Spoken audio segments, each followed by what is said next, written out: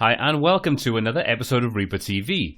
In this video I'm going to take you through some of the basics of editing the audio inside Reaper itself. Now this is the kind of thing that whenever you're doing any kind of recording you're going to come back and you're going to do lots of editing. So anything that can make that process quicker, easier and more straightforward is going to be a big advantage. So I'm going to show you quite a few different methods of working with editing your audio. So let's take a look at doing all of that right now.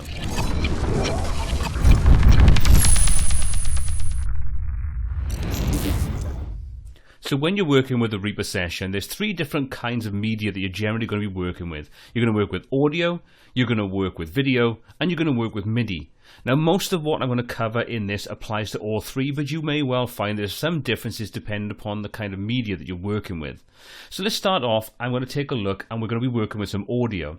So you can see we have our sample already displayed in front of us. I can select that and we can play it back. And if I play it back, it's just simply a little piece of guitar, so you can listen to that. So there's our bit of audio. Nothing spectacular about it, pretty straightforward. So there's a couple of things we want to do. First of all, let's take a look at how the audio is actually working. If we duplicate this or copy it or cut it up in any way, it's completely non-destructive. And if we do have duplicate versions of this, it's not multiple copies of the same piece of audio. It's one piece of audio referenced multiple times. So you're not going to increase the amount of storage you use. If you have 3 or 4 or 5 or 10 or 50 or 100 copies of this, it makes no real difference. It's still only one instance on your hard drive. So a great way of working. Reaper is completely non-destructive, so we can work with this. We can chop the audio up, we can shrink it, we can make it longer, shorter, whatever we want, and the original source media is always still there available to us if we need it. So let's start things off by just making some duplicates. Now we could, if we wanted to, simply select this, come up to edit, and we can say we want to copy the item, or we can use Control and C on the keyboard or Command C if you're using a Mac.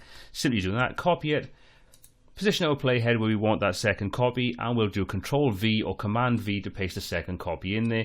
And you can see we now have 2 instances of that piece of audio. That's a little bit time consuming, a little bit long-winded, so there's a much easier way of doing that. We can select the piece of audio. If I hold the Control key down or the Command key on the Mac, you can see we now have the cursor changing to a plus symbol. And now if we drag that out, we get an identical duplicate of that without the need of doing the Control C or Command C, Control Z, V or Command V for copy and paste. So we're going to have multiple instances of this. We can easily do the same again. So hold the Control key down, drag a second instance, a third instance, and so on and so forth. Let's just delete those a second.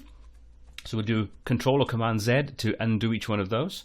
So we've got our audio back to its original position. So now if I wanted to, I could easily come into this, position the playhead where I want. Let's just say I want to chop this audio up a little bit, I can position the playhead, and now I can press S on the keyboard for the standard split.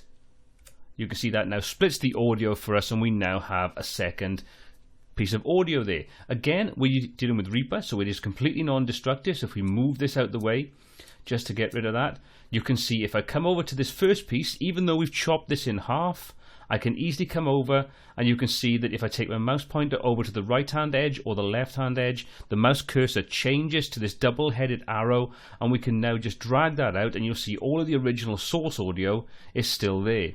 If I drag it past its first point, you'll see we get this little indent that tells us we've come to the end of that piece of audio, and now what we're getting is a second instance of that. So it's looping that audio around so we can get second, third, and so on. This works exactly the same when you're dealing with MIDI items as well. So we can create a short passage, and instead of having to keep creating that or duplicating it, we can simply drag that out and we'll get a second, third, fourth, fifth, and so on instance of that audio. So it's a great way of being able to create simple short passages that are going to repeat, and then just drag them out, and you can have multiple instances of that same piece of audio. So that's the first thing. So let's just delete that second piece of audio, that copied piece. Now if we want to, we can easily create fades at the beginning or the end of our audio, and we don't have to do anything special. We can simply come to the top left hand corner if we want to deal with a fade in, or the top right hand corner for a fade out, and you'll see once we do that, the mouse pointer changes to a different symbol again, this sort of curved symbol with a double-headed arrow. All I need to do now is click and hold the left mouse button down and drag that over, and you'll see we now start to create a fade. You'll see we also get a pop-up that shows us how long that fade is going to last of the overall audio, and you can see we get this default curved fade. If we want to edit that, we can simply come over to this line that denotes the end of the fade, and we can just simply grab that and stretch it out or shrink it depending upon how long or how short we want that fade to be. And we can do exactly the same in the top right hand corner for the fade out. Simply drag that over, we get the same line there. Once we let go, we come back over that line, and we can easily adjust that just by grabbing that line and moving it over. If we want to get rid of that completely, we can simply grab that line, take it right to the end of the audio sample, let go, and you see that's completely gone. So we just got rid of that fade. If you want to change the type of fade that we're using, we're not limited to this specific one. We can simply come over when we get the little symbol to create the fade, right click, and we can then choose from multiple different types. So we can have the linear option, we can come in and we can choose any of these, the sort of S option. And again, we can control exactly how long that fade lasts. We're not limited to only having the same fade at the beginning and the end. We can easily come over to the fade out, choose that, and you can see we have a completely different fade option. We can come in and choose any of the options available, so we can mix and match the fades at the beginning and the end of any audio sample that we want. So again, pretty cool. We can just drag that over and get rid of that. Now you can see that by default it creates this sort of smooth transition curve. You may not want that to be the case. You may want to use the same curve each time, and it's not this one. Well, we can do that as well. We just need to go into the preferences and make a couple of alterations there. So all we need to do is come up to the preferences, top right hand corner, and we're going to come down and we're going to choose the media item defaults underneath the project. And once we click on there, you can see the default fade in, fade out shapes. We can click on there and we can choose any that we want. So let's just say we want to use this linear one as the default. We can click on that, click apply and OK. And now when we come to the fade out, for example, and drag that over, you see we now get that linear fade out. So again, a real good time saver. So let's just clear those off a second, just drag those over. Now let's just duplicate this item a second time like we did earlier on. And you may have noticed when I drag the one item over like we're doing now, we automatically get this crossfade. What Reaper's doing is it'll automatically try to fade those two pieces of audio together so we get a nice smooth transition. You don't get a harsh sort of one ending and the next one starting, or where you have an overlap, duplicate sort of playback, shall we say. But you can override that if you don't want that to be the case. But before we look at that, let's take a look at the crossfade itself. You can see as we move that over, it automatically sets up how long it thinks that should be, which is great. We may want to adjust that, and you can do that quite easily. You can simply come over, either grab the top right or the top left to deal with whichever part of that crossfade you want to deal with. So we can easily drag that over. So we position the audio exactly we want it, and then we can manage the crossfade itself manually. So we can make it shorter by dragging it to the left, or longer by dragging it to the right. And we've got exactly the same level of control we have with the fade in and the fade out. We can come over to either the fade out or the fade in. We can right click and we can choose the type of fade that we want for the specific piece of audio. So we can control that quite easily. So again, we just need to make sure that we have the little symbol that denotes the crossfade or the fade in, fade out. Right click and choose the relevant fade that we want. And once we've done that, we still have the control over it. We can still come over and edit that by just simply grabbing the line on either the left or the right piece of audio. And you'll see that we can easily adjust that. So again, pretty cool. Now you may not want that to be the case, so let's just delete that second piece of audio.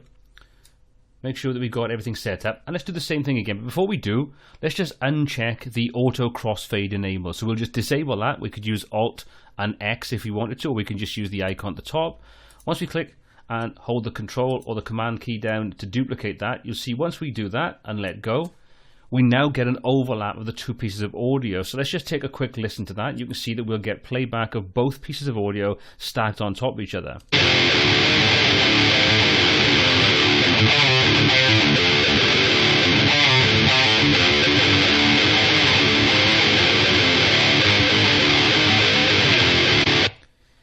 So everything sounds a little bit strange.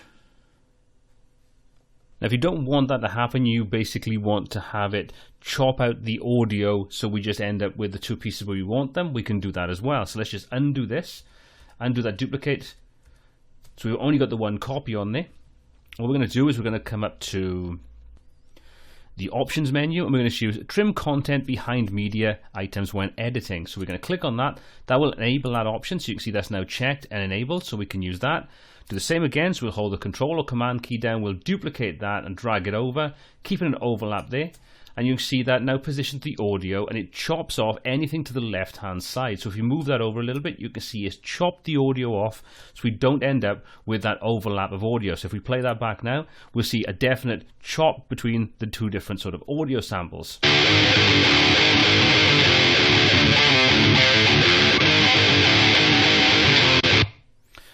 Because this is non-destructive, let's just get rid of that piece of audio and just simply restore the piece of audio that we just chopped off. We can just literally come to the right hand side, make sure we get this symbol with the two-headed arrow, drag that back over, and you can see our audio is all still there, completely unaffected, nothing cut off at all. And the same goes for the left hand side.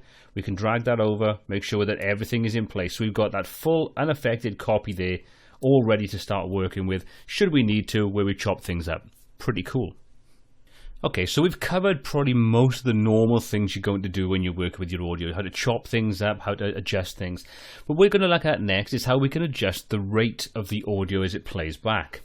Again, we're going to use a modifier, so we're just simply going to use a different keyboard shortcut alongside the mouse to give us a really cool, useful effect. Now then, at the moment this is playing back at normal speed. However, if we bring over our mouse to the right or the left hand side and hold the Alt key down or the Option key on the Mac, you'll see that we now get a little hand symbol. And this hand symbol is going to allow us to change the rate of the audio. At the moment it's playing back at real time, so everything is playing back at the right speed. However, if I drag this over to the right hand side, we stretch the audio out. And if you take a look in the top left hand corner, it tells us the rate that the audio is being played back at, which is 0.783. So in other words, it's being played back at about 3/4 speed. So if we play that now, you're going to hear it's playing back slower.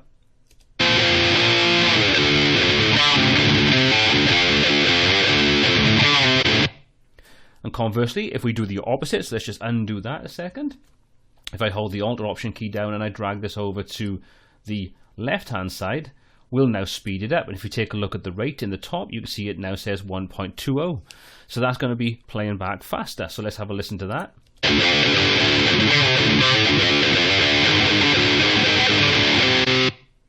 Again, really quite cool. So if you need to adjust the speed of a passage, works great with voiceovers and things. You can adjust that quite easily to make sure that it fits in perfectly with any timing that you have. So again, that's just using the Alt or the Option key and dragging either the left or the right hand side to increase or decrease the speed of the audio as it plays back. So we've covered a real large amount of different options, but there's a few more that I want to show you just to help you speed up the process. Now, we've seen how you can split an item by simply positioning the cursor where you want it and pressing S on the keyboard. There's a couple of caveats with that. The first one is, if you just simply place the cursor roughly where you want it and press S on the keyboard, you'll see every item is split, which isn't always ideal because you end up with lots and lots of splits through on multiple items where they're not required. So let's just undo that. Now there's an easy way of doing this. You just simply make sure that you've got the track you want selected or the audio you want selected. Now you can just double click on the track and that'll select every item inside the entire track, or alternatively you can come down, position the cursor where you want it or the playhead where you want it, click on the audio, make sure that's the piece that's selected, and then when you press S on the keyboard, only that splits. So you can see we can delete that and nothing else below has been affected, which is a really quick time saver. So let's just undo that a second. Something else that I want to show you is how we can use time selections to make multiple cuts. So let's just use this as an example and we'll just select a portion of audio. So we've now got a time selection, got the audio selected, and now if I press both Shift and S on the keyboard, we'll now split to that time selection. So instead of S, we use Shift and S. We've now got a time selection split. So you can see we've got two cuts, which is quick and easy. Just undo that a second. Now what would happen if we don't have an item selected and we do that? So we'll deselect the first item, hold the Shift key down, press S again, and you can see as before, because no media item was selected, it creates those two cuts on every track of every piece of audio. So you're going to end up with multiple different pieces on there. Not ideal. But this does neatly lead me on to another option that Reaper gives us. So we won't worry about the other tracks a second. Let's just select all these. So we select these 3 pieces of audio by right, click and drag.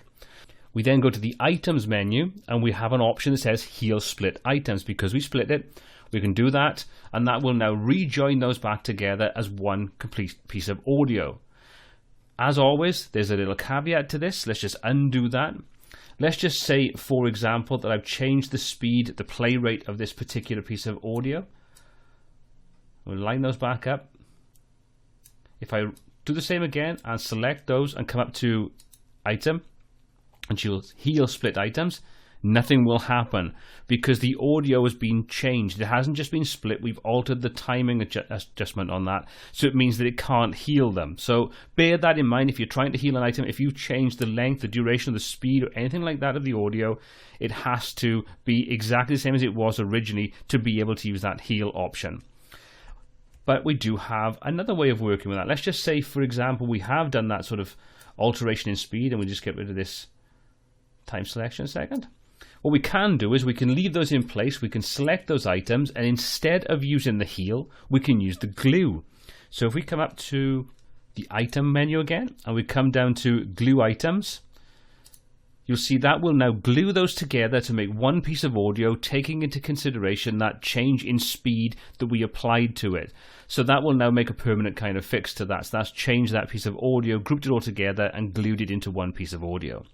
So let's just undo that again so we can go back to the way it was, and we just step back a few times just to go back to where we were to start off with. Okay. So before I wrap this video up, I've got one more thing I want to show you. We've seen how easy it is to move the audio around just by simply dragging it around. That's quite nice and easy. However, we can also adjust the position of the audio inside the sample. So what we can do is, if we hold the Alt key down or the Option key on the Mac, you'll see the arrow now changes to this two-headed black arrow with arrow pointing to the left and to the right. Now when I hold that down and I use the left mouse button and drag that over, the audio changes inside its kind of placeholder, so we can adjust that and use that to fine-tune it in relation to everything else without moving the actual audio sample itself around our sort of timeline area. So that's just hold the Alt or the Option key down, and you'll see that that will then change it over to the two-headed arrow, and we can start moving the audio around. Simple. And as you can see, if we go past the bounds of it, it'll keep on going around until we get back to the original position of the audio. And that pretty much wraps up all the different things I wanted to show you about editing the audio when you're using Reaper. I hope you found these useful. I hope we've picked up a few bits and pieces you may not have known about, or maybe expanded upon some of the things you did know about with some other ways of working with them. Well, if you've got any comments, questions, or feedback on this video or anything else we covered, please pop those in the comment section below. Until next time, happy mixing.